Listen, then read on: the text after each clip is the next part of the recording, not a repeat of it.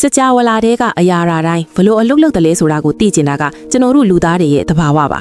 တမိုင်းတစ်လျှောက်မှာဒီလိုစူးစမ်းလိုစိတ်တွေကြောင့်ပဲပတ်ဝန်းကျင်ကိုအကျိုးရှိရှိအသုံးချပြီးနည်းပညာတွေဒီလောက်ထိတိုးတက်လာခဲ့တာဖြစ်ပါတယ်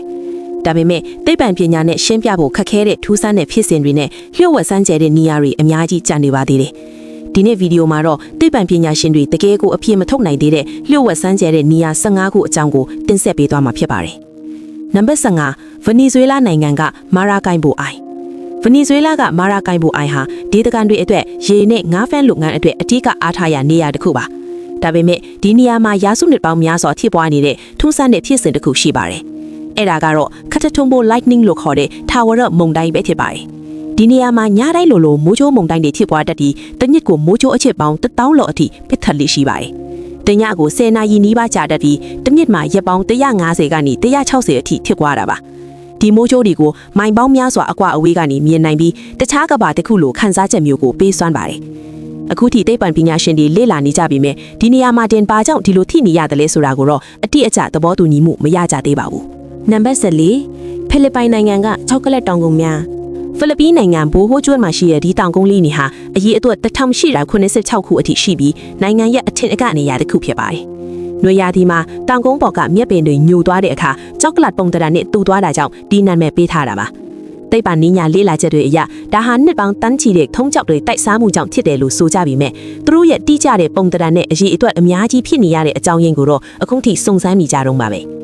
ဒီတကန်တွေရဲ့ပုံပြင်ထဲမှာတော့ဒါဟာလူသားအမျိုးသမီးအလောက်ကိုချစ်မိရဲ့ဘီလူးကြီးရဲ့မျက်ရည်တွေကနေဖြစ်လာတာလို့ဆိုကြပါတယ်။နံပါတ်73မက္ကဆီကိုနိုင်ငံကတိတ်ဆိတ်ချင်းစုံမက္ကဆီကိုနိုင်ငံဒူရန်ဂိုပြည်နယ်ကမာပီမီတဲကန်တရားထဲမှာထူးဆန်းတဲ့နေရာတစ်ခုရှိပါတယ်။အဲ့ဒါကို The Zone of Silence လို့ခေါ်ကြပါတယ်။ဒီနေရာရဲ့ထူးခြားချက်ကတော့ရေဒီယိုလိုင်းတွေနဲ့ဆက်သွယ်ရေးကိရိယာတွေအားလုံးအလုံးမလုံးတော့တာပါပဲ။ဘာကြောင့်လဲဆိုတာကိုဘယ်သူမှတိတိကျကျမသိကြသေးပါဘူး။တချို့ကတန်းလိုက်တဲ့မြင့်လို့ယူဆကြတယ်လို့တချို့ကလည်းဂရိုသားဒီနဲ့ပတ်သက်နေတယ်လို့ယုံကြည်ကြပါတယ်။ကောင်းကင်မှာထူးဆန်းတဲ့အလင်းတန်းဒီကိုလည်းမြင်တွေ့ရလိမ့်ရှိပါတယ်။နံပါတ်7ရုရှားနိုင်ငံကကခုန်နေတော့တစ်တော်ရုရှားနိုင်ငံဘောတိတ်ပင်လယ်နာကတဲတောင်ပေါ်မှာထူးဆန်းတဲ့တစ်တော်တစ်ခုရှိပါတယ်။အဲဒီကထင်းယူရှင်းပင်တွေဟာပုံမှန်လိုဖြောင်ဖြောင်တန်းတန်းမပေါက်ဖဲခရုပ်ပတ်ပုံစံတွေကွေးကောင်နေတဲ့ပုံစံတွေနဲ့ထူးထူးခြားခြားပေါက်နေကြတာမှာကြည်ရတာကခုန်နေတဲ့ပုံစံမျိုးပေါက်နေတာကြောင့် Dancing Forest လို့ခေါ်ကြပါတယ်။သိပ္ပံပညာရှင်တွေကကမ်းခြေလီပြင်းတွေကြောင့်လို့ယူဆကြပေမဲ့တစ်ပင်တစ်ပင်နဲ့တစ်ပင်ပုံစံမတူပဲကွဲပြားနေတာကတော့အခုထိပဟေလိခြံနေတော့မှာပဲ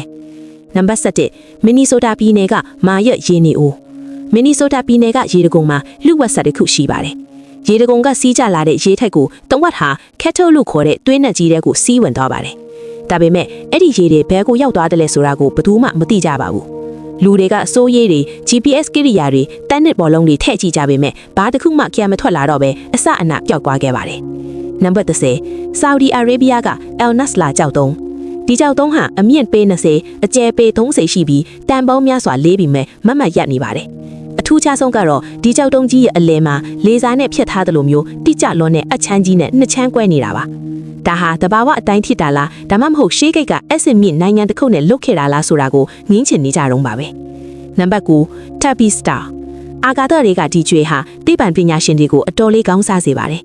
ပုံမှန်ဆိုရင်ကျွေတစ်လုံးရဲ့အလင်းဟာဂရိုးတွေဖြတ်သွားတဲ့အခါနည်းနည်းပဲမိန်သွားလိမ့်ရှိပေမဲ့ဒီကျွေကတော့အလင်းရောင်20%လောက်ထိရုတ်တရက်မိန်သွားတတ်ပါတယ်ဒါဟာဂရိုးတစ်ခုခုထက်ပိုကြီးတဲ့အရာတစ်ခုကပိတ်ထားသလိုဖြစ်နေတာပါတချို့ကဂရိုးတောက်တွေတီးဆောက်ထားတဲ့အရာတစ်ခုလိုတောင်တွေးထင်ခဲ့ကြပါတယ်နံပါတ်10မော်ရီထိနီးယားကဆဟာရာရဲ့မျက်လုံးအာဖရိကတဲကန်တရားထဲမှာအာကာသကနေကြည့်ရင်မျက်လုံးတစ်ခုနဲ့တူတဲ့ဆက်ဝိုင်းပုံစံကြီးတစ်ခုရှိပါတယ်အကျဉ်းကီလိုမီတာ40လောက်ရှိပါတယ်အစကတော့ဥက္ကခွဲမန္တာလို့ထင်ခဲ့ကြပေမဲ့နောက်ပိုင်းမှာကမ္ဘာမြေလွတ်ကြွတာလာတာလို့ယူဆကြပါတယ်ဒါပေမဲ့သူ့ရဲ့တိကျလွန်းတဲ့ဆက်ဝိုင်းပုံစံဖြစ်ပေါ်လာပုံကိုတော့အခုထိအသေးအချာရှင်းပြမပြနိုင်ပါဘူးနံပါတ်9အတ္တလန်တစ်သမုဒ္ဒရာကစာကဆိုပင်လယ်ဒီပင်လယ်ကတော့ကမ်းခြေမရှိရဲ့ကမ္ဘာတစ်ခုလဲသောပင်လယ်ပါသမုဒ္ဒရာရေစီးကြောင်း၄ခုရဲ့အလယ်မှာရောက်နေတာကြောင့်စာကဆမ်လို့ခေါ်တဲ့ရေမောင်ပင်တွေနဲ့ဖုံးလွှမ်းနေတာဖြစ်ပါတယ်ဒီနေရာကဘလို့ဖြစ်လာတယ်လဲဘာကြောင့်ဒီလိုတီးတန့်ရက်တည်နိုင်တယ်လဲဆိုတာကိုသိပ္ပံပညာရှင်တွေအတွက်ကတော့စိန်ခေါ်မှုတစ်ခုဖြစ်နေပါတယ်နံပါတ်6ရုရှားနိုင်ငံက Votovava တောင်ဒီတောင်ပေါ်မှာရှိတဲ့ Stone Mushrooms လို့ခေါ်တဲ့မှုန့်ပုံစံကြောက်တုံးကြီးတွေအများကြီးရှိပါတယ်ကြောက်တုံးကြီးတွေဟာတိတ်သေးလေးတွေအောက်ခံတောင်လေးတွေပေါ်မှာမပြုတ်လိုက်ပဲတည်ရှိနေတာဖြစ်ပါတယ်ဒါဟာရေခဲပြင်းတွေရဲ့ဖိအားကြောင့်ဖြစ်လာတာလို့ယူဆကြပေမဲ့ဒေသခံတွေကတော့ဒါဟာဘီလူးတွေရဲ့လက်ချက်လို့ယုံကြည်ကြပါတယ် နံပါတ်5နော်ဝေးနိုင်ငံက Hestelen အလင်းတန်းများနော်ဝေးကတောင်စားတစ်ခုမှာထူးဆန်းတဲ့အလင်းလုံးတွေကောင်းကင်မှာဝဲပြောနေတာကိုဆယ်စုနှစ်ပေါင်းများစွာညှဉ်းတွေ့နေကြပါတယ်။ဒါဟာကမ္ဘာပေါ်မှာအထောက်အခံအခိုင်အမာဆုံးနဲ့ရှင်းပြလို့မရသေးတဲ့ Weyhin ဖြစ်စဉ်တစ်ခုဖြစ်ပါတယ်။သိပ္ပံပညာရှင်တွေကကိရိယာမျိုးစုံနဲ့တိုင်းတာနေကြပေမဲ့ဘာကြောင့်ဒီလိုအလင်းတွေထွက်နေရတယ်လဲဆိုတာကိုတော့အဖြေမပေးနိုင်သေးပါဘူး။နံပါတ်4 Pacific သမုဒ္ဒရာကမားရဲ့မီးပင်လယ်ဂျပန်ကမ်းခြေနားမှာရှိတဲ့ဒီပင်လယ်ဟာဘာမြူရာတရီကနဲ့တူပါတယ်။တင်ဘော်တွေလေရင်တွေအစအနာရှာမရတော့အောင်ပျောက်ဆုံးသွားတဲ့နေရာပါ1918ခုနှစ်မှာ USS Cyclops တင်ဘော်ကြီးနဲ့အမှုထမ်း309ယောက်အားလုံးပျောက်ဆုံးသွားတာကအကြီးမားဆုံးပဟေလိတစ်ခုဖြစ်နေပါတယ်။နံပါတ်3စနေကရိုပေါ်မှာရှိတဲ့6မြောက်ပါမုန်တိုင်းစနေကရိုညမြောက်ဝင်ဇိုးနားမှာရှိတဲ့ဒီမုန်တိုင်းဟာအတော်လေးထူးခြားပါတယ်။ဘာလို့လဲဆိုတော့သူက6မြောက်ပံပုံစံအတိအကျဖြစ်နေတာလို့မှာအကျဉ်းကီလိုမီတာ3200ကျော်ရှိပါတယ်။တိုင်းငန်ဒီနဲ့ဖွဲ့စည်းထားတဲ့ကရိုပေါ်မှာဘလို့လုပ်ပြီးဒီလိုဂျီအိုမီထရီပုံစံအတိအကျရှိတဲ့မုန်တိုင်းဖြစ်နေရတယ်လဲဆိုတာကိုသိပ္ပံပညာရှင်တွေအဖြေရှာနေကြလို့မှလဲ။နံပါတ်2 New Mexico ကတောက်စ်မြို့ရဲ့အတန်ဒီမြို့မှာနေထိုင်တဲ့သူတွေအချို့ကအမြဲတမ်းလိုကြားနေရတဲ့အတန်နှိမ့်နှိမ့်တစ်ခုကြောင့်စိတ်နှောက်ယှက်ဖြစ်နေကြပါတယ်။အဝေးကအင်ဂျင်တန်လိုမျိုးအတန်ပါဒါပေမဲ့ထူးခြားတာကလူတိုင်းမကြားရသလိုဘဲကလာတဲ့အတန်လဲဆိုတာကိုလည်းစက်ကိရိယာတွေနဲ့ရှာမတွေ့နိုင်တာပါနံပါတ်1ပီရုနိုင်ငံကနက်စကာမြင်းလေးတွေပီရုတဲကန်တရားထဲမှာရေးဆွဲထားတဲ့အရေးအရာပုံရိပ်ကြီးတွေဖြစ်ပါတယ်ငှက်ပင်ကူမြောင်နဲ့လူပုံတရံတွေပါဝင်ပါတယ်ဒီပုံတွေကိုကောင်းငင်ပေါ်ကနေကြည့်မှသာအထက်အရှားမြင်ရပါတယ်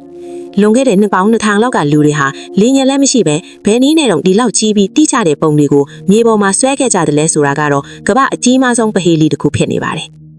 လေ့လာပြီးဒီ channel လေးကဘ ഹു တုတလည်းရပညာလည်းရစေပြီးအကျိုးရှိစေတယ်ဆိုရင် like and subscribe လုပ်ပြီး support ပေးကြည့်ရင်တော့ဗီဒီယိုလေးတွေကို VPN ခံကြည့်ပြီးအားပေးနိုင်ပါတယ်ရှင်ဒီဗီဒီယိုလေးကအကျိုးရှိစေတယ်ဆိုရင် comment လေးမှာရေးပြီးမျှဝေခဲ့ပါအောင်နော်အပတ်တိုင်းဗီဒီယိုအသစ်လေးတင်သိနိုင်မှုအတွက်လူတီခေါင်းလောင်းလေးကိုနှိပ်ထားလို့ရပါတယ်အခုလိုအချိန်ပေးပြီးနားထောင်ပေးတဲ့သူတိုင်းအားလုံးကိုကျေးဇူးတင်ပါတယ်ရှင်